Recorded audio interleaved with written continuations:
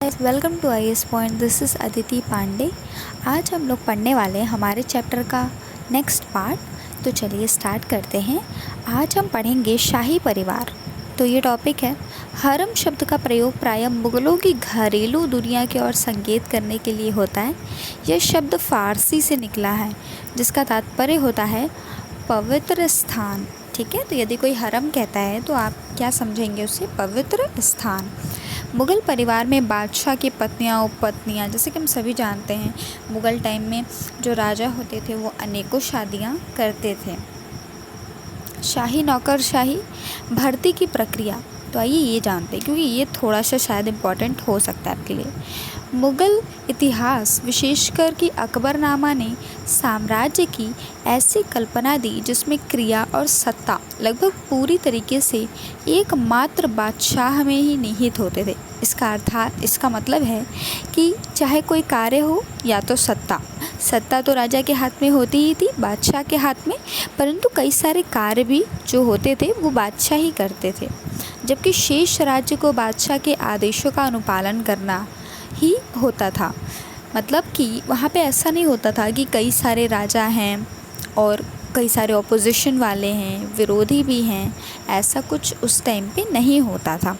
अकबरनामा में यदि आप पढ़ते हैं तो वो अगर कहा जाए कि अकबरनामा किस तरह की सत्ता को दर्शाता है तो आप कह सकते हैं कि अकबरनामा एकमात्र सत्ता को दर्शाता है। इसका मतलब है कि अकबरनामा में केवल एक ही राजा होता था और सबको उसके आगे का पालन करना है, आइदर वो सही हो चाहे गलत, इससे कोई वो नहीं होता, क्योंकि उसकी एक तरह से कह सकते हैं कि सब कुछ उसके कब्ज़े में है। ठीक है, तो सही हो चाहे गलत, फॉलो उसी को लोगों को करना है और उंगली कोई उठा नहीं सकता था उस टाइम पे। मुग़ल अभिजात वर्ग चंद्रभान ब्राह्मण ने शाहजहां के शासनकाल के दौरान लिखी अपनी पुस्तक चार चमन चार बाग में मुग़ल अभिजात वर्ग का इस प्रकार वर्णन किया है।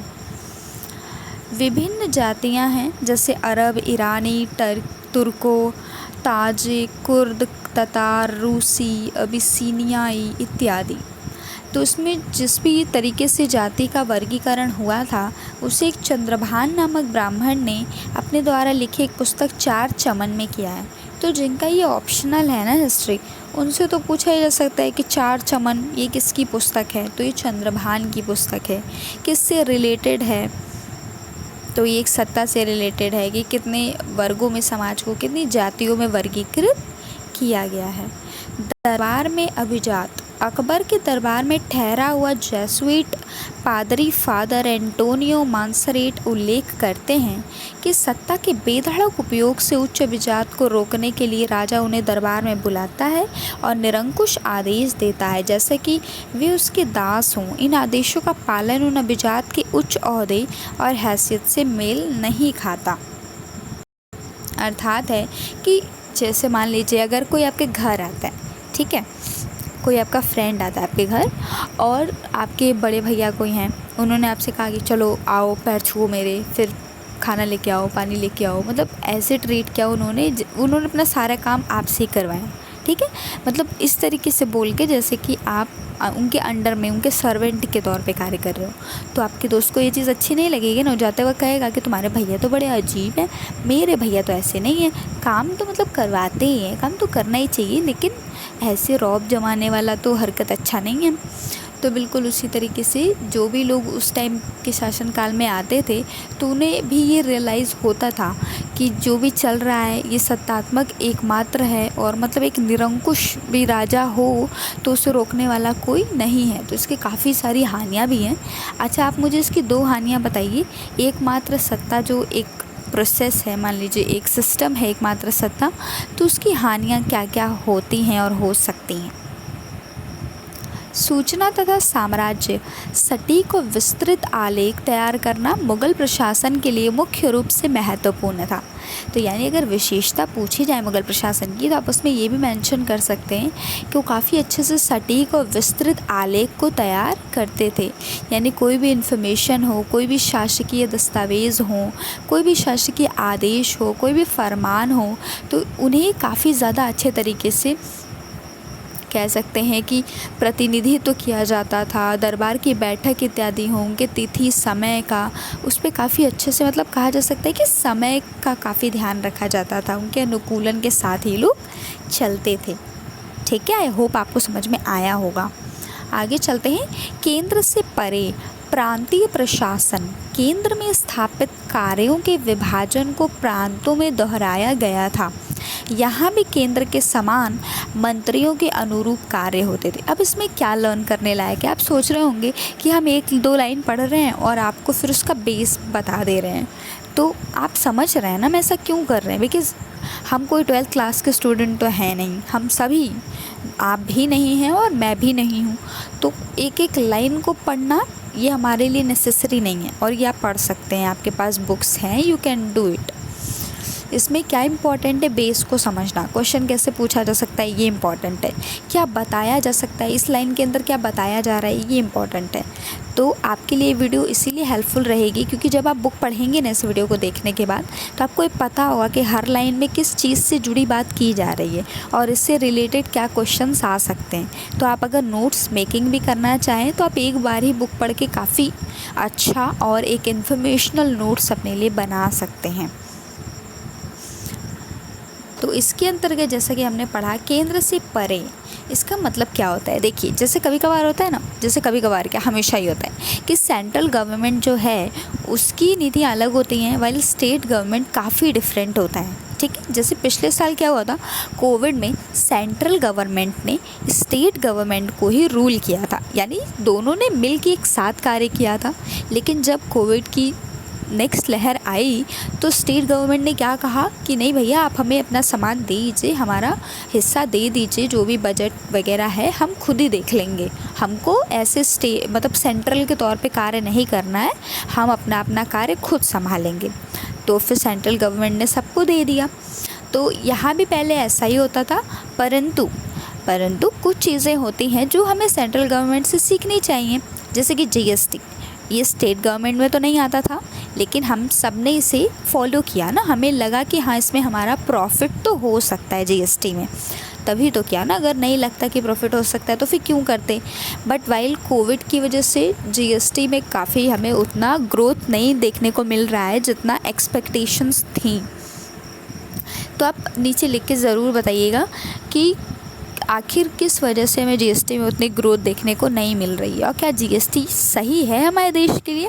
वैसे अकॉर्डिंग टू मी कहा जाए तो बिल्कुल सही है हमारे देश के लिए, लेकिन ये है कि अभी सिचुएशंस ही ऐसी हैं कि प्रॉफिट कैसे ही होगा। मतलब बहुत सारी चीज़ें, बहुत सारे प्रोडक्शंस बंद हैं, और अगर प्रोडक्शंस चालू भी हैं तो सबके पास तो इतने नहीं है पैसे ना, कितनों की जॉब चली गई है, तो सारे लोग हर चीज़ अफोर्ड नहीं कर सकते। तो इस टाइम थोड़ा मुश्किल समय है। आगे चलते। सीमाओं के परे इतिवृत्तों में लेखकों ने मुग़ल बादशाहों द्वारा धारण की गई कई गुंजामान पदवियों को सूचीबद्ध किया। इनके अंतर्गत अर्थात कह सकते हैं हम कि इसके अंतर्गत भी जो पदवियां थी, यानी हमने इसके प्रीवियस में भी पढ़ा था कि राजा कुछ अच्छे कार्य करते थे तो उन्हें एकत्रित करके रखा जाता था। जैसे कि हमने आपको एग्जाम्पल दिया था ना कि चुनाव के पहले टीवी पे आपने देखा होगा 2-2 मिनट्स के वीडियोस आते हैं, वो न्यूज़ चैनल पे फ़नी वाले वीडियोस नहीं, जो नॉर्मल चैनल न्यूज़ चैनल पे ही आते हैं, पर वो हर चैनल पे भी आते हैं वो वीडियोस कि सरकार ने ये कार्य किया है इन 5 सालों में, तो आपको इन्हें वोट देना चाहिए। तो बिल्कुल उसी तरीके से वो पदवी भी तैयार की जाती थी। सफावी और कंधार मुग़ल राजाओं तथा ईरान व तुरान देशों के राजनीतिक व राजनयिक रिश्ते अफ़गानिस्तान को ईरान व मध्य एशिया के क्षेत्रों से पृथक करने वाले हिंदू कुश पर्वतों द्वारा निर्धारित सीमा के नियंत्रण पर निर्भर करते थे। भारतीय उपमहाद्वीप में आने को इच्छुक सभी विजेताओं को उत्तर भारत तक पहुंचने के लिए हिंदू कुश को पार करना होता था। इसमें भी उतना इम्पॉर्टेंट नहीं है, बट आप इन दोनों का रिलेशन अच्छे से पढ़ लीजिएगा कि इनका करंट में कैसा रिलेशन चल रहा है। ठीक है, बिकॉज करंट ज़्यादा इम्पॉर्टेंट है कि उन देशों के बीच में करंट में कैसी स्थितियां हैं, वो देश एक दूसरे के फ्रेंड हैं, एक दूसरे के साथ बन के चल रहे हैं या फिर फ्रेंड्स नहीं हैं। Okay. So next one is Ottoman साम्राज्य, तीर्थ यात्रा और व्यापार। ऑटोमन साम्राज्य के साथ मुग़लों ने अपने संबंध इस हिसाब से बनाए कि वे ऑटोमन नियंत्रण वाले क्षेत्रों में, अच्छा आपको ऑटोमन जो ये साम्राज्य समझना हो ना, तो वर्ल्ड वॉर 1 एक वीडियो आई थी हमारी 1 मंथ पहले आई थिंक, आप वो जाके देखिएगा तो आपको समझ आएगा कि ऑटोमन साम्राज्य क्या है, क्योंकि उसके अंदर ना ऑटोमन साम्राज्य का जिक्र हुआ है और उसका काफ़ी इम्पॉर्टेंट रोल रहा है वर्ल्ड वॉर 1 में। तो आप वो वीडियो देख लेंगे तो आपको वर्ल्ड वॉर 1 की एक पूरा बेस मिल जाएगा काफ़ी अच्छे से।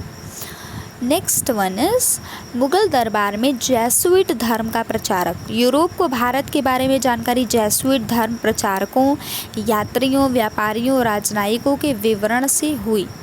मुग़ल दरबार के यूरोपीय विवरणों ने जेसुइट वृत्तांत सबसे पुराने वृत्तांत हैं। 15वीं शताब्दी के अंत में भारत तक एक सीधे समुद्री मार्ग की खोज का अनुसरण करते हुए पुर्तगाली व्यापारियों ने तटीय नगरों में व्यापारिक केंद्रों का जाल स्थापित किया तथा धीरे धीरे वे सोसाइटी ऑफ जीसस जेसुइट के धर्म प्रचारकों की मदद से अपने धर्म को काफ़ी ज़्यादा प्रचारित एवं प्रसारित किया। औपचारिक धर्म पर प्रश्न उठाना। जेसुइट शिष्टमंडल के सदस्यों के प्रति अकबर ने जो उच्च आदर प्रदर्शित किया उससे वे काफ़ी प्रभावित हुए। ईसाई धर्म सिद्धांतों में बादशाह की स्पष्ट दिलचस्पी की व्याख्या उन्होंने अपने मत में की। इसमें कुछ ज़्यादा खास नहीं है, सिर्फ यही बताया गया है कि धीरे धीरे कई धर्म भी एंटर होने लगी। जब हमारे कई सारे देशों से संबंध बढ़ेंगे तो ऑब्वियस ही है कि हमारे रिलेशन जितने मजबूत होंगे फिर लोग एक दूसरे के धर्म को जानना चाहेंगे कि हाँ आखिर वो चीज़ें क्या हैं। जैसे अगर आपके ग्रुपिंग हो, 4-5 फ्रेंड्स की ग्रुपिंग हो, उसमें कोई एक मुस्लिम फ्रेंड हो तो आप उससे पूछते हैं ना कि हाँ तुम्हारे यहाँ की सेवई बहुत अच्छी लगती है, तो मतलब ये तो होता ही है, आपको उनके यहाँ की सेवई बहुत अच्छी लगती होगी, उनको आपके घर के बेसन के लड्डू बहुत पसंद आते होंगे, हलवा बहुत पसंद आता होगा, और भी कई ऐसी डिशेस हैं जो आपके त्योहारों में बनती हैं जो उन्हें बहुत पसंद आती होगी, आप शेयर करते होंगे।